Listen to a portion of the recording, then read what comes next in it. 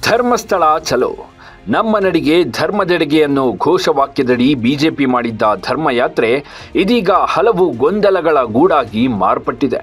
ಬಣ ಸಂಘರ್ಷದಿಂದ ನುಚ್ಚುನೂರಾಗಿದ್ದ ಬಿಜೆಪಿಯಲ್ಲಿ ಇದೀಗ ಏಕಚಕ್ರಾಧಿಪತ್ಯ ಆರ್ಭಟಿಸಿದೆ. ಕರಾವಳಿ ಭಾಗದ ನಾಯಕರನ್ನ ಕಡೆಗಣಿಸಲಾಗಿದೆ ಅನ್ನೋ ಆರೋಪ ಒಂದು ಕಡೆಯಾದರೆ, ಯಾರಿಗೂ ಕ್ಯಾರೆ ಅನ್ನದೆ ತನ್ನ ನಿರ್ಧಾರವೇ ಅಂತಿಮ ಅನ್ನೋ ಬಿಜೆಪಿ ರಾಜ್ಯಾಧ್ಯಕ್ಷರ ನಡೆ ಸಾಕಷ್ಟು ಕೋಲಾಹಲ ಎಬ್ಬಿಸಿದೆ. ಏನೋ ಮಾಡಲು ಹೋಗಿ ಇನ್ನೇನೋ ಆಯಿತು ಅನ್ನೋ ಹಾಗಿದೆ ಬಿಜೆಪಿ ಕತೆ. ಈ ಎಲ್ಲ ಗೊಂದಲಗಳ ಬಗ್ಗೆ ಹೇಳ್ತೀವಿ. ಅದಕ್ಕೂ ಮೊದಲು ಬಾಸ್ ಟಿವಿ ಕನ್ನಡ ಚಾನೆಲ್ನ ಸಬ್ಸ್ಕ್ರೈಬ್ ಮಾಡಿ. ಬಿಜೆಪಿ ಭಿನ್ನಮತ ಸ್ಫೋಟಕ್ಕೆ ಮತ್ತೊಂದು ಸಾಕ್ಷಿ. ಒಗ್ಗಟ್ಟಿಗೆ ವಿಜಯೇಂದ್ರ ನಿರ್ಧಾರ ಮುಳುವಾಯ್ತಾ? ಎಸ್, ಧರ್ಮಸ್ಥಳದಲ್ಲಿ ಷಡ್ಯಂತ್ರ ರೂಪಿಸಿದವರ ವಿರುದ್ಧ ಬಿಜೆಪಿ ಎಷ್ಟು ಜೋರಾಗಿ ಆರ್ಭಟಿಸಿತ್ತೋ ಅಷ್ಟೇ ಜೋರಾಗಿ ಅದರ ಆಂತರಿಕ ಕಲಹ ಕೂಡ ಮಾರ್ಧನಿಸಿದೆ.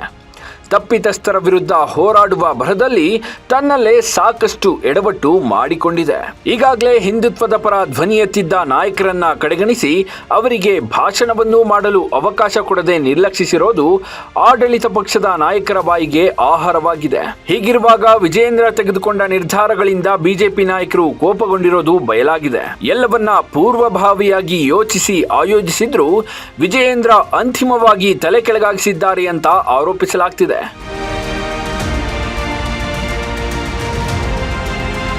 ಧರ್ಮಸ್ಥಳದಲ್ಲಿ ಕಾರ್ಯಕ್ರಮ ಮುಗಿಯುತ್ತಿದ್ದಂತೆ ಎಲ್ಲರೂ ವಾಪಸ್ಸಾಗುವಂತೆ ಪ್ಲಾನ್ ಮಾಡಲಾಗಿತ್ತು.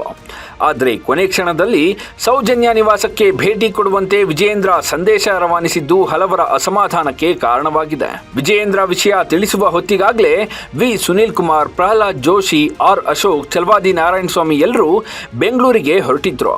ಇತ್ತ ನಳಿನ್ ಕುಮಾರ್ ಕಟೀಲ್ ಕೂಡ ಮಂಗಳೂರಿಗೆ ತೆರಳಿದ್ರು. ಆದರೂ ತನ್ನ ನಿರ್ಧಾರ ಬದಲಿಸಿದ ವಿಜಯೇಂದ್ರ ಖುದ್ದು ಕೆಲ ನಾಯಕರ ಜೊತೆ ಸೌಜನ್ಯ ಮನೆಗೆ ಭೇಟಿ ನೀಡಿ ಕುಟುಂಬಸ್ಥರ ಜೊತೆ ಮಾತುಕತೆ ನಡೆಸಿದ್ದಾರೆ. ಹೀಗಾಗಿ ಯಾರ ಅಭಿಪ್ರಾಯವಿಲ್ಲದೆ ಕೊನೆ ಕ್ಷಣದಲ್ಲಿ ವಿಜಯೇಂದ್ರ ತೆಗೆದುಕೊಂಡ ನಿರ್ಧಾರಕ್ಕೆ ತೀವ್ರ ಆಕ್ಷೇಪ ವ್ಯಕ್ತವಾಗ್ತಿದೆ. ಈಗಾಗಲೇ ಒಂದು ಬಣದ ವಿರೋಧ ಕಟ್ಟಿಕೊಂಡಿರುವ ವಿಜಯೇಂದ್ರರಿಗೆ ಕರಾವಳಿ ಬಣ ಕೂಡ ತಿರುಗಿ ಬೀಳುವ ತಲೆಬಿಸಿ ಎದುರಾಗಿದೆ.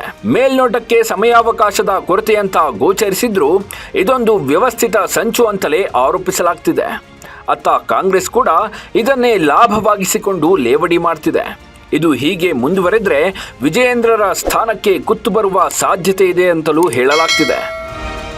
Bureau report, Boss TV Kannada. Latest ಹಾಗೂ ಇಂಟ್ರೆಸ್ಟಿಂಗ್ ಸುದ್ದಿಗಳಿಗಾಗಿ ಬಾಸ್ ಟಿವಿ ಕನ್ನಡ ಚಾನೆಲ್ನ ಸಬ್ಸ್ಕ್ರೈಬ್ ಮಾಡಿ. ಹಾಗೆಯೇ ಬೆಲ್ ಐಕಾನ್ ಪ್ರೆಸ್ ಮಾಡಿ. ಇದರ ಜೊತೆಗೆ ಫೇಸ್ಬುಕ್, ಇನ್ಸ್ಟಾಗ್ರಾಮ್, ಎಕ್ಸ್ ನಲ್ಲೂ ಮಿಸ್ ಮಾಡದೆ ಫಾಲೋ ಮಾಡಿ.